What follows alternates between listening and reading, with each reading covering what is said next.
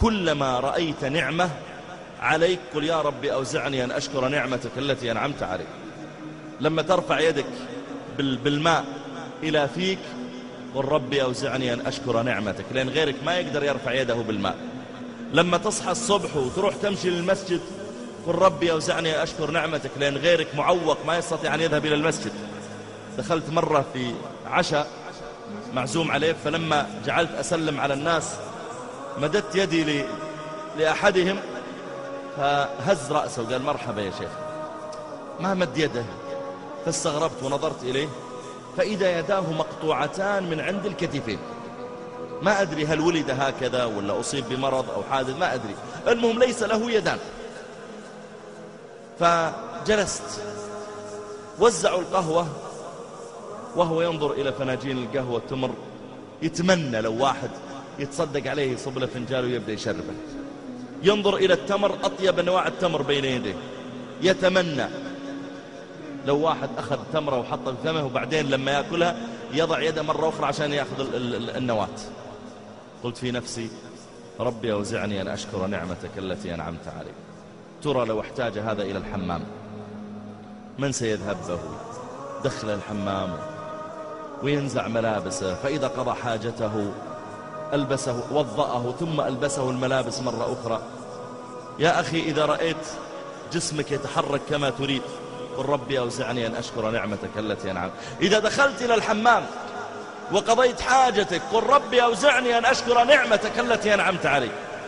دخل بعضهم على أحد الملوك فطلب الملك شربة ماء، فقال له يا أيها الملك لو منعت عنك هذه الشربة بما تشتريها، لو قيل لك ما نعطيك هالماء إلا لين تشتريه، قال والله أشتريه وأدفع حتى أصل إني أدفع نصف ملكي. قال فلو أنك شربتها واحتبست في داخل بطنك ولم تخرج إلا بنصف ملكك الآخر تدفعه؟ قال إي والله أدفعه. قال فاحمد الله على ملك لا يساوي عندك شربة ماء.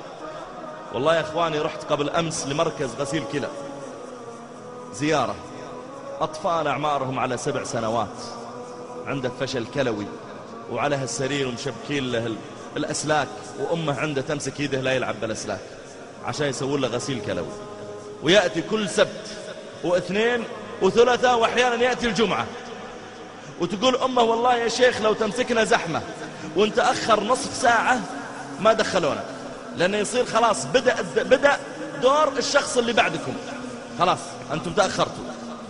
تقول لا نقدر نسافر ولا نذهب ولا نجي إلا لين نتأكد أن المكان اللي هناك عندهم مكان لغسيل الكلى.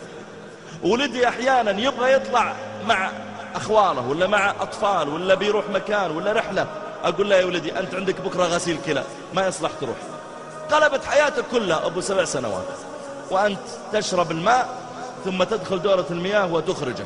قل ربي أوزعني أن أشكر نعمتك التي أنعمت علي.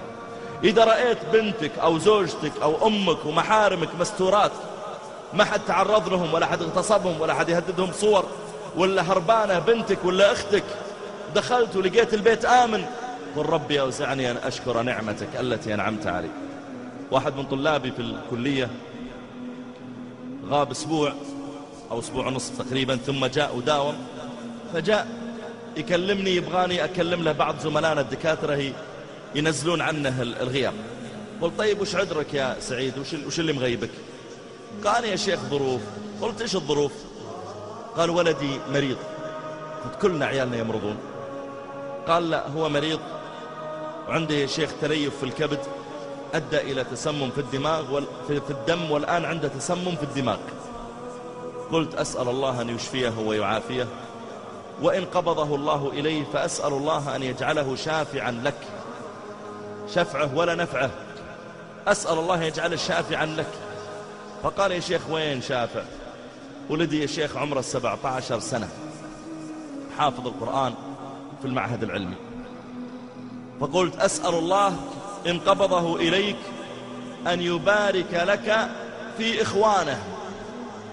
فقال يا شيخ والله ما عندي إلا هذا الولد.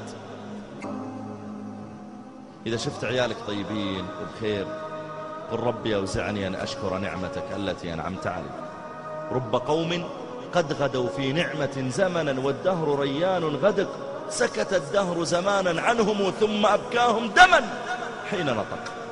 كم من إنسان أصبح صحيحا وأمسى سقيما، أو أصبح فرحا وأمسى حزينا، أو أصبح سليما وأمسى مصابا، أو أصبح مستورا وأمسى مفضوحا. كم من واحد نعوذ بالله ما يمسي الليل إلا اكتشف أن أخته مصورة وصورها في الإنترنت ولا في غيره.